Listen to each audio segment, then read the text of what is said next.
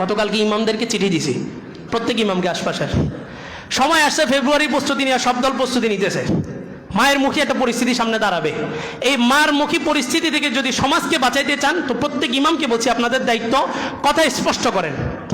কি কথা? আওয়ামী লীগ কখনোই চায় নাই বিএনপির কেউ তার দলের কাউকে নিয়ে বিএনপির কর্মী বানাক। এটাকে আওয়ামী লীগ কখনো চাইছে? চায়নি। বরং অফার দিয়ে বিএনপির নেতাগুলারে কি করছে? আওয়ামী লীগ বানায় দিছে। করছে না? কথা বলেন, করছে নি? আচ্ছা, বিএনপি কি কখনো চাইবে বিএনপির কোনো কর্মী জামাতে যায় ভর্তি হোক? চাবে? কথা স্পষ্ট করেন না, চাবে? তাহলে আমি ইমাম, আল্লাহ তাআলা আমাকে খলিফা হিসেবে বানাইছেন, আমার দায়িত্ব হচ্ছে আল্লাহ ভোলা বান্দাগুলাকে আল্লাহর সাথে মিলিয়ে দেওয়া। তাহলে আমি ইমাম কিভাবে সহ্য করি যে আল্লাহর বান্দাগুলাকে আল্লাহর দাসত্ব থেকে বাইর করে মানুষের দাসত্বের মধ্যে নেওয়া হইতেছে? এটা আমি ইমাম কিভাবে সহ্য করব? তা আমার দায়িত্ব এটা। ইসলামিক দল দিয়ে নাম দিয়ে আসুক আর অন ইসলামিক নামে আসুক, কাজটা ওইটাই, কাজটা ওইটাই, মানুষের গোলামি। ওই সিস্টেমের মধ্যে যারা ঢুকছে তারা গোলাম ছিল, কখনোই কি হইতে পারে নাই? প্রজা হতে পারেনি। আর ইমামদেরকে বলছি, একটা মাসালা উল্লেখ করছি, বা আমার এখানেও যদি কাউ থাকেন, দুঃখের জায়গা থেকে কথাগুলো এখন ওপেন করতে হইতেছে। শুনেন, আপনি যদি এটাকে চাকরি মনে করেন, এই জায়গাটাকে যদি চাকরি মনে করেন, তাহলে আপনি কি? হ্যাঁ, চাকর। আমি যদি এটাকে চাকরি মনে করি, তাহলে আমি কি? চাকর। আর চাকরের পিছনে নামাজ পড়া জায়েজ আছে? চাকরের পিছনে নামাজ পড়া জায়েজ আছে, এটা শরীয়তের মাসালা, জায়েজ নাই। চাকরের পিছনে কেউ নামাজ পড়তে পারবে না। আবার চাকরের পিছনে যেমন নামাজ পড়তে পারবে না, চাকরের জন্য মাসালা আছে, চাকর ইমামতি করতে পারবে না। তাহলে এটা চাকরি না, এটা আল্লাহ প্রদত্ত একটা দায়িত্ব। তা আল্লাহর দায়িত্ব যদি হয়ে থাকে, আল্লাহ যেভাবে দায়িত্ব দিয়েছেন, আল্লাহ আমাকে ইমাম বানায় এখানে পাঠাইছেন, আপনি 5 ওয়াক্ত নামাজ আমাকে ইমাম মানতে পারেন, তো সমাজ ব্যবস্থা আমাকে ইমাম মানতে আপনার সমস্যা কোথায়? আপনি মসজিদে ঢুকলে আমাকে ইমাম মানেন, মসজিদের বাইরে গেলে আরেকজনকে ইমাম মানেন, এই দ্বিমুখী আচরণকে কি বলা হয়? মুনাফিক বলা হয়। তো মুনাফিকের আলোচনাই তো চলতেছে। ইসলামের সবচেয়ে বড় ক্ষতি করছে কে? মুনাফিক। মুনাফিক কে? এই আমার মতো লেবাসদারি, এই টুপি আছে, এই দাঁড়িয়ে সব আছে, এরাই তো মুনাফিক। কাফের মুশরিক কি মুনাফিক নাকি? কাফের মুশরিক ইসলামের অতটা ক্ষতি করতে পারবে না, ইসলামের নাম দিয়ে ইসলামের যতটা ক্ষতি এরা করতেছে। মসজিদের সভাপতি কি শুধু মসজিদের সভাপতি? উনি পুরা মহল্লার সভাপতি। মসজিদের সেক্রেটারি, ক্যাশিয়ার, এরা শুধু কি মসজিদের নাকি পুরা মহল্লার? তো পুরা মহল্লার ইমাম নির্ধারণ আছে, ক্যাশিয়ার আছে, সেক্রেটারি আছে, আবার ইলেকশন কেন? কি আমরা অযোগ্য তাহলে ইমাম পাল্টান? সভাপতি অযোগ্য, সভাপতি পাল্টান? ক্যাশিয়ার অযোগ্য, ক্যাশিয়ার পাল্টান? কিন্তু মসজিদ থেকে আগামী সমাজ ব্যবস্থার নিয়ন্ত্রণ করতে হবে, এর বাহিরে অন্য কোনো কিছু করা যাবে না। নেতারা তো ভাবছেন ইলেকশনে দাঁড়াবেন আর নির্বাচনে দাঁড়ায় সবকিছু করে ফেলবেন, এত সহজ না। নির্বাচনের আগে যদি কোনো কম্প্রোমাইজ না করা হয়, আইসা যদি এখানে প্রতিশ্রুতি না দেওয়া হয়, সব ইমামদেরকে বলে দিচ্ছে আমরা নির্বাচনের আগ মুহূর্তে স্পষ্ট ফতোয়া দিয়ে দিব নির্বাচন করা জায়েজ নাই, নির্বাচনে ভোট দেওয়া হারাম হয়ে যাবে। যোগ্য লোক যদি না দাঁড়ায়, আপনার ভোট দেওয়া জায়েজ আছে? হ্যাঁ, যোগ্য লোক কে? যোগ্যতা নির্বাচন করবেন কিভাবে? শিক্ষা দিয়া? আপনি কি মনে করেন দেশের টাকা যারা গত 16 বছর পর্যন্ত বাহিরে পাচার করছে, অশিক্ষিত না শিক্ষিত? তাহলে কিসের অভাব ছিল? আল্লাহর ভয়ের অভাব ছিল, তাকওয়ার অভাব ছিল। তো যোগ্যতা তো নির্বাচন করবেন, যেই যোগ্যতা নির্বাচন করে ইমাম সিলেক্ট করেন, ওই যোগ্যতা নির্বাচন করে আগামীতে নেতা সিলেক্ট করবেন, সমাজ ব্যবস্থা পরিবর্তন হয়ে যাবে। তো আমার অনুরোধ থাকবে, দেখেন এই একাডেমির মানুষ হচ্ছে অল্প কিছু, এরা সবাই বিএনপি হয়ে গেলে কি বিএনপির জয় হবে? আবার এরা সবাই যদি বিএনপিকে বর্জন করে, বিএনপির কি পরাজয় হবে? এরা সবাই যদি জামাত অথবা চরমনাইকে ভোট দেয়, তাহলে কি ওরা জিতে যাবে?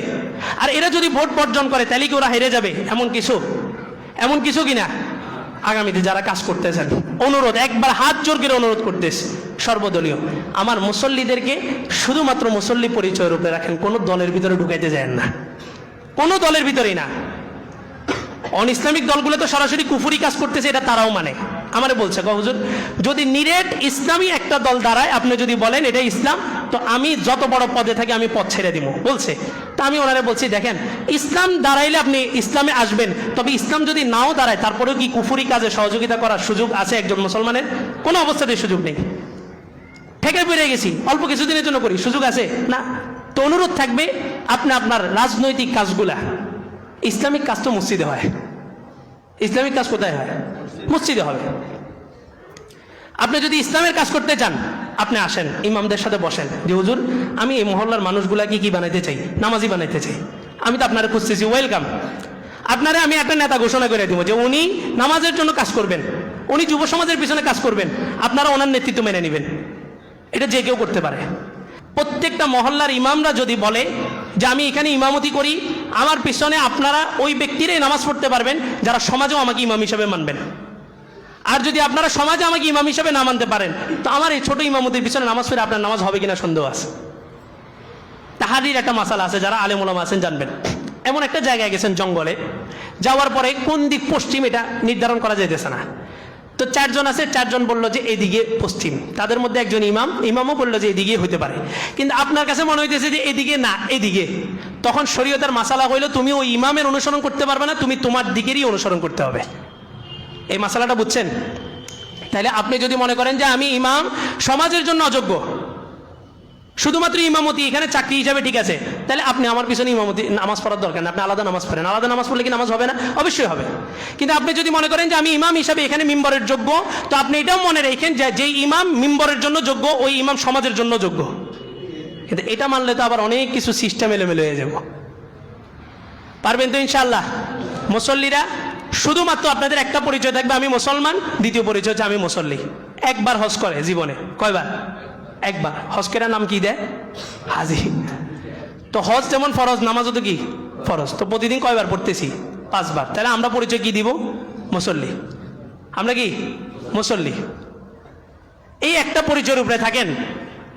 যাওয়ার আগের এক জুমায় বলছি, জান্নাত জাহান্নাম নির্ধারণ হবে শুধুমাত্র আকীদার ভিত্তিতে। শুধুমাত্র কিসের ভিত্তিতে? আকীদার ভিত্তিতে। অমুক দলের ভালো ভালো কাজগুলোকে এনে অনুসরণ করছি, তাদের আকীদাকে আমি লালন করছি নি। তো ওই সাহাবীর ওই কথার কি দোষ ছিল? সাহাবী বলছেন না তাওরাত ইনজিলের মধ্যে কি আছে? ভালো ভালো জিনিসও আছে। তো এই জন্য সমাজ ভিত্তিক আমরা উদ্যোগ নিতে হবে। আমি ইমাম আমার সমাজের উদ্যোগ নিলাম, ওই মসজিদের ইমাম ওই সমাজের উদ্যোগ নিল। পুরা বাংলাদেশের সমস্ত ইমামরা যদি এভাবে উদ্যোগ গ্রহণ করতে পারে, আবার প্রশাসনের কাছে যাওয়া লাগে নাকি? ইসলাম তো আমরা মসজিদ ভিত্তিক বাস্তবায়ন করতে পারি, প্রশাসনের কাছে যাওয়া লাগে নাকি? আবার পারবেন তো ইনশাআল্লাহ? মসজিদ থেকে যে অ্যানাউন্সমেন্টটা আসবে যদি কোরআন হাদিসের অনুকূলে হয়, কোরআন হাদিস অনুযায়ী হয়, তাহলে মানার জন্য প্রস্তুত আছেন তো ইনশাআল্লাহ?